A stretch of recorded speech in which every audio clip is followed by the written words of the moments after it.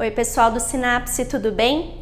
Nesse vídeo eu vou continuar falando com vocês aí sobre a parte do átomo, lembrando que a gente já viu aí a história dos modelos atômicos e o último modelo atômico que a gente viu foi o modelo de Bohr.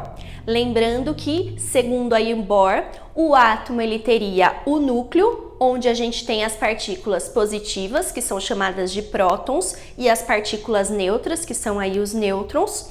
E a gente tem uma grande região ao redor do núcleo, que é a eletrosfera, e a eletrosfera ela está organizada em níveis, camadas aí de energia, onde os elétrons eles podem absorver energia e saltar para uma camada mais distante lá do núcleo, ou eles vão poder liberar essa energia e quando isso acontece, eles voltam lá para camadas mais próximas do núcleo, que são menos energéticas. Nesse vídeo eu vou falar para vocês sobre como a gente faz a representação aí de um elemento químico e quais são as partículas e conceitos fundamentais que a gente tem que saber sobre esses elementos, certo? O que a gente tem que ver?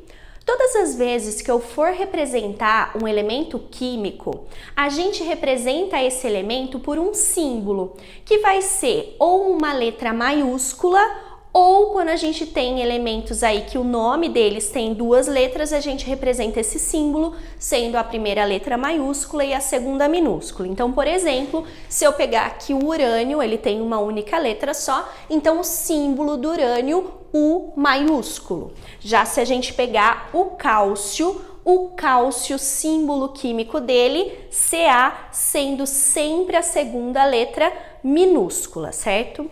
Agora, o que a gente tem que ver? Quando a gente fala de um elemento químico, a gente tem que pensar que esse elemento ele vai ser constituído por átomos com o mesmo número atômico. O que seria o número atômico de um elemento? O número atômico ele representa o número de prótons que esse elemento possui. Se a gente pegar todos os átomos que possuem o mesmo número de prótons, esses átomos obrigatoriamente eles vão pertencer ao mesmo elemento químico. Com isso a gente fala que elementos aí, átomos de um mesmo elemento, eles podem ser chamados de isótopos. Então, por exemplo, se eu pegar aqui o hidrogênio, a gente tem vários átomos de hidrogênio. Eu posso ter átomos de hidrogênio com número de massa 1, número de massa 2 e número de massa 3. Eu já falo sobre número de massa. Mas todos eles, independente de qual seja a sua massa, obrigatoriamente eles vão possuir um único próton no núcleo, que é referente ao seu número atômico. Você pode pensar que o número atômico é como se fosse o RG do seu elemento químico. Se eu pegar um átomo que tem número atômico igual a 1, obrigatoriamente esse átomo pertence ao elemento hidrogênio. Se eu pegar um átomo com número atômico 2, ele vai pertencer ao elemento químico hélio e assim por diante. Sempre que a gente for representar o número atômico de um elemento, a gente representa ele na parte inferior aí, geralmente do lado esquerdo da representação do símbolo. Agora, a gente tem que pensar o seguinte: quando o meu átomo ele está neutro, ou seja, ele não tem carga nenhuma, o número atômico ele vai corresponder ao número de prótons e o número de prótons vai ser igual ao número de elétrons desse átomo. Então, se eu falar para você que o número atômico de um elemento é 5, se ele não tiver carga nenhuma, ele vai ter 5 prótons e 5 elétrons. Lembrando que os prótons se localizam no núcleo e os elétrons eles estão localizados na eletrosfera. Então, aqui, se a gente pegar o urânio, número atômico 92, que eu represento lá pela letra Z. Se ele não tem carga nenhuma, quer dizer que ele vai ter 92 prótons, 92 cargas positivas no núcleo e 92 elétrons, 92 cargas negativas lá na eletrosfera. Agora, se o exercício falar alguma coisa em relação ao número de massa desse meu elemento, o número de massa a gente representa pela letra A e a gente pode encontrar tanto no canto superior esquerdo quanto no canto superior direito. O que a gente tem que ver? A massa de um átomo, ela vai se localizar no núcleo desse átomo. Por quê? No núcleo, a gente encontra prótons e nêutrons. Os prótons e os nêutrons, a massa deles, elas são aí equivalentes. Mas quando a gente pensa no elétron que está lá na eletrosfera, ele possui massa, só que essa massa é tão pequena em relação a um próton ou a um nêutron, que a gente despreza a massa do elétron. Então, todas as vezes que a gente falar em número de massa, eu vou estar me referindo à soma de prótons e nêutrons que eu tenho nesse átomo. Então, eu posso falar que a massa de um átomo, ela se concentra no núcleo dele? Sim, que é no núcleo que a gente encontra os prótons e os nêutrons. Então, por exemplo, o urânio tem número de massa 238.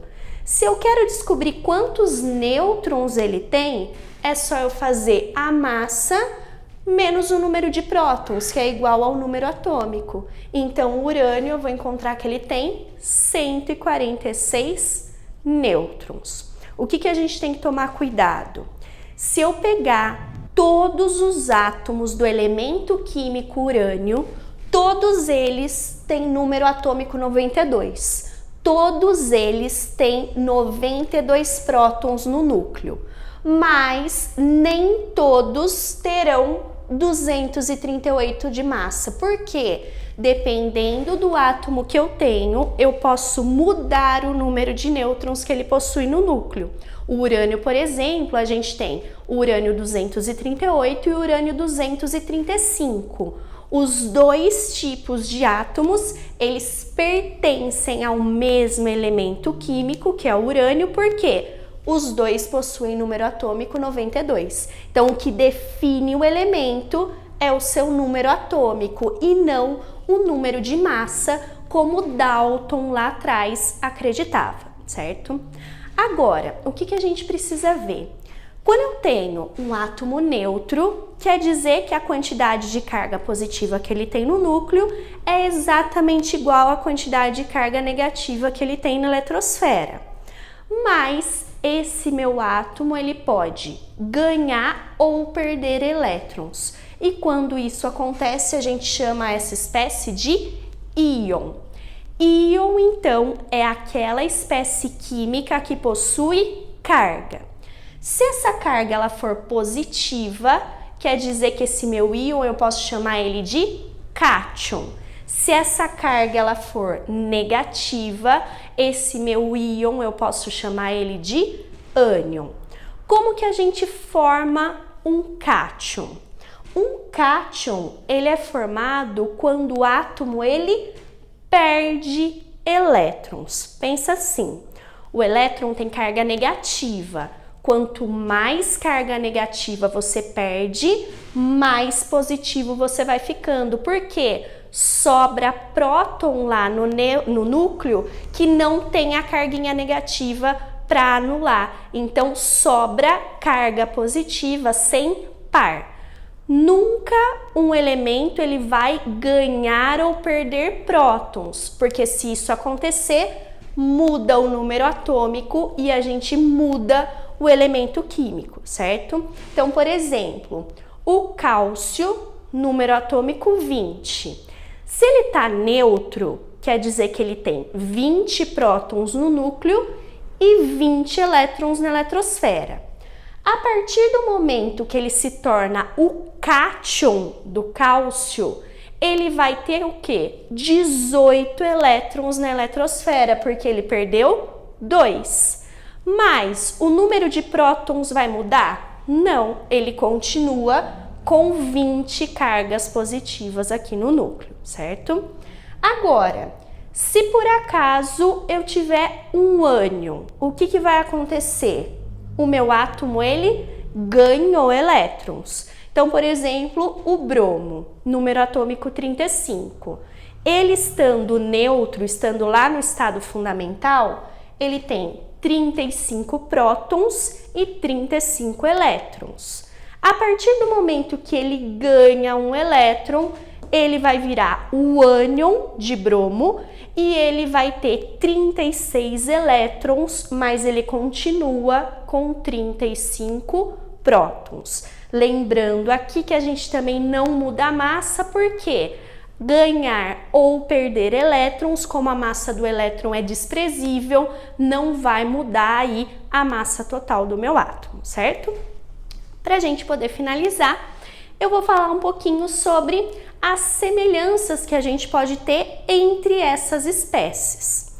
Todas as vezes que a gente fala sobre essas semelhanças, a gente pode perceber o seguinte: a palavra iso, que aparece em todos aqui, quer dizer o quê? Igual, semelhante.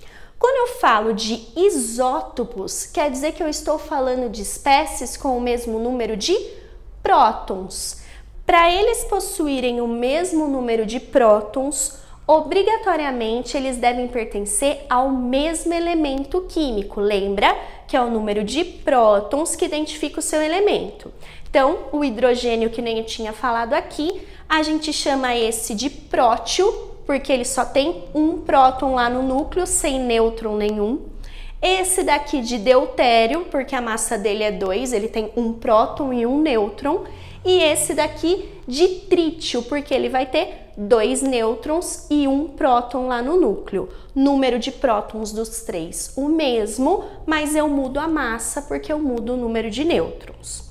Já se a gente fala de átomos isóbaros, o A eu não uso para indicar número de massa, então eu estou falando de átomos que possuem o mesmo número de massa.